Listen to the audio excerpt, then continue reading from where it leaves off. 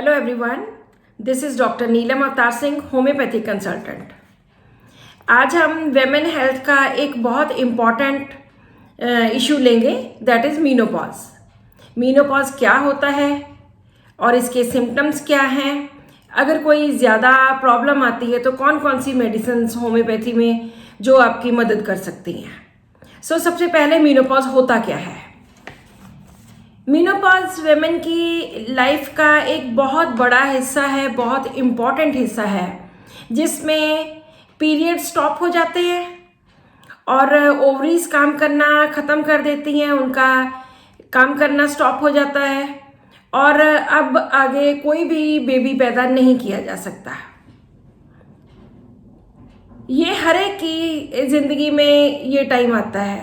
This is a slow process जिसमें धीरे धीरे पीरियड्स कम होते होते बंद हो जाते हैं और आप मीनोपॉज की स्टेज में चले जाते हो।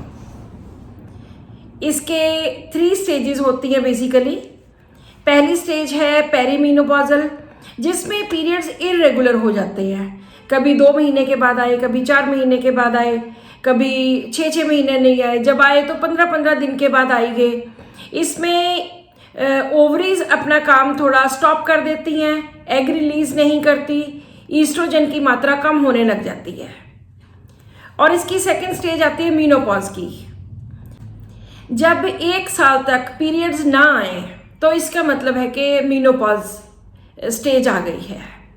1 ईयर तक कोई भी पीरियड्स नहीं आते, कोई भी स्पॉटिंग नहीं होती, तो तब ये माना जाता है कि दिस इज़ मीनोपॉज। उसके बाद पोस्ट मीनोपॉजल स्टेज आती है, जो कि 2 साल से लेके 3 साल के बाद, लास्ट पीरियड जब आए थे उसके 2 ईयर से लेके 3 ईयर्स के बाद तक की स्टेज है। ये एक ज़िंदगी की बहुत इम्पॉर्टेंट फेज़ है, जिसमें कई वेमेन को बहुत सारी प्रॉब्लम्स होती हैं और कई वेमेन की बहुत स्मूथली ये स्टेज निकल जाती है। वो वेमेन बहुत लकी होती हैं जिनमें ये स्टेज आती है और बिना नोटिस हुए ही चली जाती है। बहुत आराम से ये फेज़ आती है और चली जाती है। कोई उनको ज़्यादा सिम्टम्स नहीं होते, कोई ज़्यादा प्रॉब्लम नहीं होती और बहुत आराम से निकल जाती है। अब हम बात करेंगे इसके सिम्टम्स की, कि इसमें सिम्टम्स क्या होते हैं। सबसे पहली बात है कि पीरियड्स इरेगुलर हो जाते हैं। जैसे मैंने बोला कि कभी वो 15-15 दिन के बाद आ गए, कभी वो 2-2, 3-3 महीने नहीं आए, फिर 6 महीने के बाद कोई स्पॉटिंग लग गई, या फिर 8 महीने के बाद आ गए, कभी आ गए कभी ना आ गए। तो इस तरह से इसकी शुरुआत होती है। ये इसका पहला सिम्टम है। इसका एक सबसे बड़ा और सबसे इम्पॉर्टेंट सिम्टम है ब्लीडिंग का ज़्यादा आना। अगर मीनोपॉज में ब्लीडिंग बहुत ज़्यादा होती है तो ये एक बहुत सीरियस प्रॉब्लम हो सकती है। इमीडिएटली आपको अपने गायनेकोलॉजिस्ट को दिखाना चाहिए या डॉक्टर के पास जाके अपनी दवाई लेनी चाहिए, क्योंकि अगर ब्लीडिंग ज़्यादा होती है तो उसके पीछे हमें रीज़न जानना बहुत ज़रूरी होता है कि क्या कोई फाइब्रॉइड तो नहीं, या क्या कोई सिस्ट तो नहीं, या हार्मोन ज़्यादा अपसेट है। ये ठीक होना इसका बहुत ज़्यादा ज़रूरी है। वेमेन की हर प्रॉब्लम में अगर आपके ब्लीडिंग ज़्यादा होती है तो ये सबसे पहले ठीक करनी चाहिए। पेन चाहे होती रहे कोई बात नहीं, लेकिन ब्लीडिंग जो है वो ज़रूर स्टॉप होनी चाहिए। और अगर बहुत फ्रीक्वेंट पीरियड्स आते हैं, बार बार पीरियड्स हर 15 दिन के बाद आते हैं, तो भी उसकी उनको मेडिसिन लेनी चाहिए। जब पीरियड्स बंद हो जाते हैं, फॉर एग्जांपल 1 ईयर तक बंद रहे, तो उसके बाद या ड्यूरिंग दैट पीरियड एक बहुत इम्पॉर्टेंट सिम्टम देखने को मिलता है, that is hot flushes.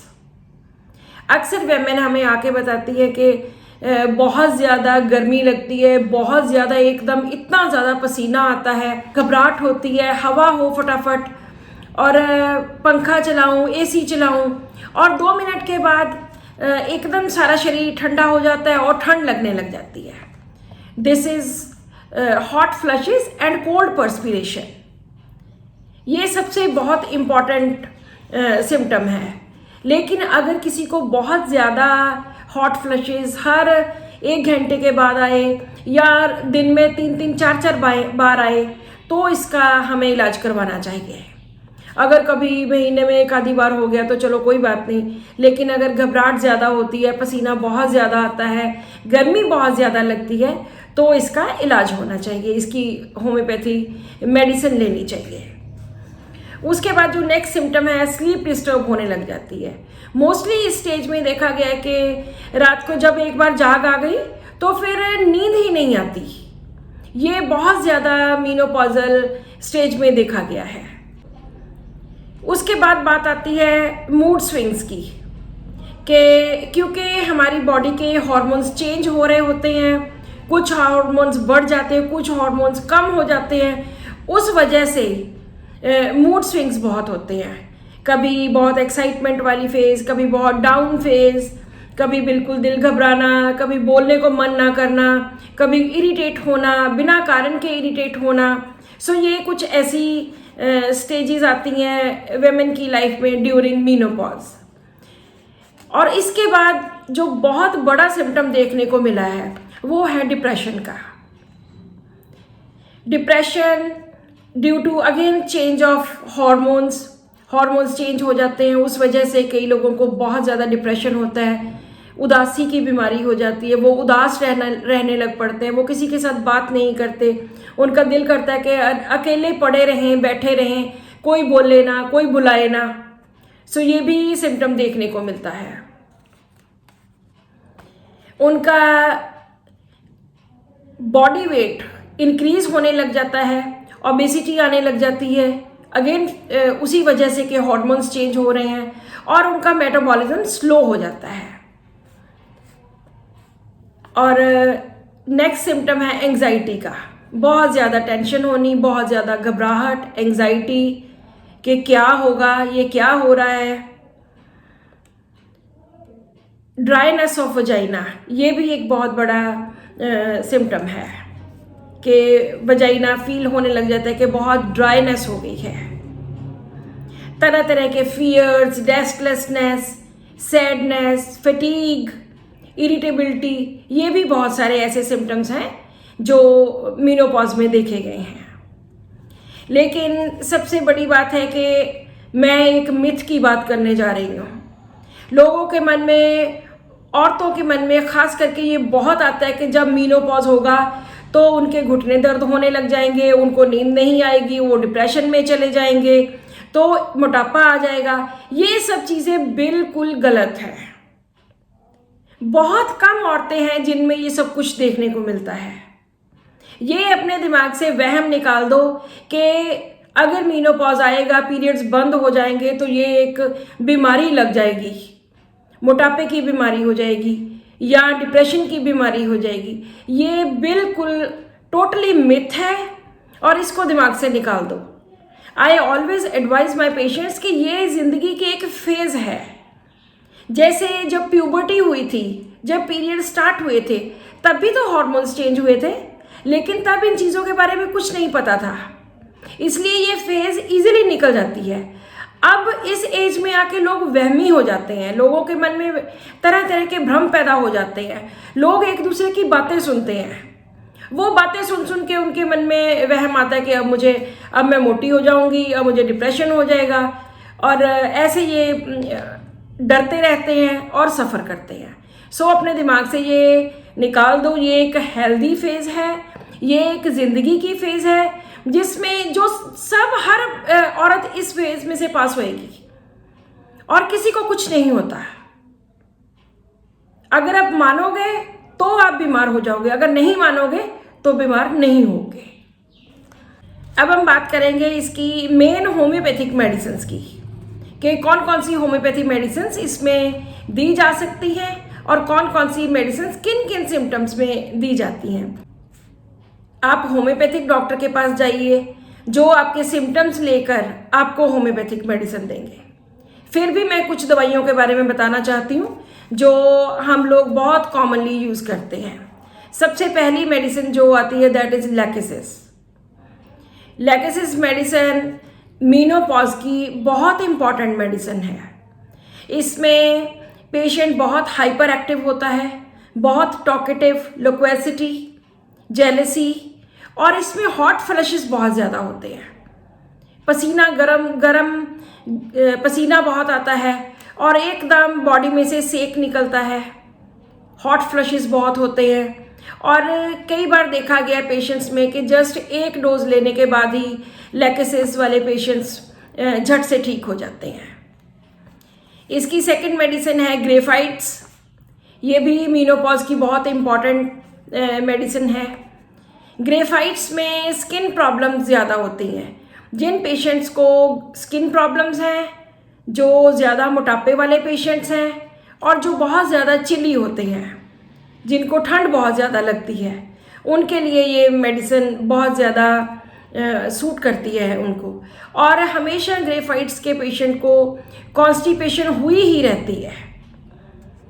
And जब मीनोपॉज की स्टेज से पहले उनके पीरियड्स आते थे, तब भी पीरियड्स इनके हमेशा डिले हुआ करते थे, लेट हुआ करते थे। ये ग्रेफाइट्स वाले पेशेंट्स होते हैं। इसके बाद जो नेक्स्ट मेडिसिन आती है दैट इज़ पल्साटिला। पल्साटिला बहुत ही माइल्ड, बहुत ही यील्डिंग, सबकी बात मानने वाला, सुनने वाला पेशेंट होता है। इसको गर्मी बहुत ज़्यादा लगती है और ये ओपन एयर हमेशा चाहता है कि बाहर खुली हवा में जाऊं। खुली हवा में इसको बेटर फील करता है। और इसमें एक बहुत बड़ा सिम्टम होता है कि इसको हमेशा लोनलीनेस महसूस होती रहती है। इसको लगता है कि मैं अकेला हूँ, निगलेक्टेड हूँ, मुझे कोई पूछता नहीं है। बहुत लोगों की इस एज में आकर ये फीलिंग हो जाती है कि मुझे तो कोई पूछता ही नहीं है, मेरी तो कोई बात ही नहीं सुनता। सो पल्साटिला उन लोगों के लिए बहुत सूटेबल मेडिसिन है जो अकेला फील करते हैं कि मैं अकेली हूँ और मुझे कोई पूछता नहीं है। इससे अगली मेडिसिन है सीपिया। सीपिया बहुत इंपॉर्टेंट मेडिसिन है यूट्राइन सिम्टम्स के लिए। इन जनरल सीपिया हमेशा खुद को पुअर फील करना, पुअर का मतलब किसी चीज़ की कमी, और घर में सबके साथ इनडिफरेंट रहना, indifferent to loved ones, indifferent to family, और बियरिंग डाउन इसमें बहुत हो जाता है। इसी बियरिंग डाउन से बचने के लिए ये हमेशा क्रॉस लेग्स करके ये पेशेंट बैठती है।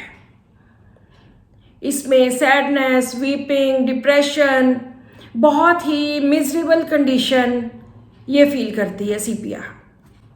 इसके बाद नेक्स्ट मेडिसिन आती है स्पाइना। स्पाइना में बहुत स्पेसिफिक एक्शन है यूट्रस के ऊपर। इसमें जो भी पहले ब्लीडिंग हुआ करती थी उसमें clots as well as watery discharge, watery blood, ये बहुत ज़्यादा होता है। और पेन इतनी सीवियर होती है कि पेट से लेके थाइस तक पेन जाती है, बहुत ज़्यादा सीवियर। और जिन औरतों की बहुत ज़्यादा हिस्ट्री हो एबॉर्शंस की, ये सीपिया में भी हिस्ट्री ऑफ एबॉर्शंस होती है, स्पाइना उनके लिए बहुत ज़्यादा बढ़िया मेडिसिन है। इसमें inflammation of uterus and inflammation of ovaries बहुत ज़्यादा होता है। सो ये सब मेडिसिन्स हैं जिनको हम इस्तेमाल कर सकते हैं। एक टर्म बार बार यूज होती है pre mature menopause. Pre mature menopause का मतलब जो मीनोपॉज एज के पहले ही आ जाए। जैसे बहुत बार देखा गया कि 35 ईयर्स की एज में बेबी पैदा हुआ और साथ के साथ पीरियड्स बंद हो गए और प्री मैच्योर मीनोपॉज हो गया। लेकिन इसको ठीक किया जा सकता है with the help of medicines.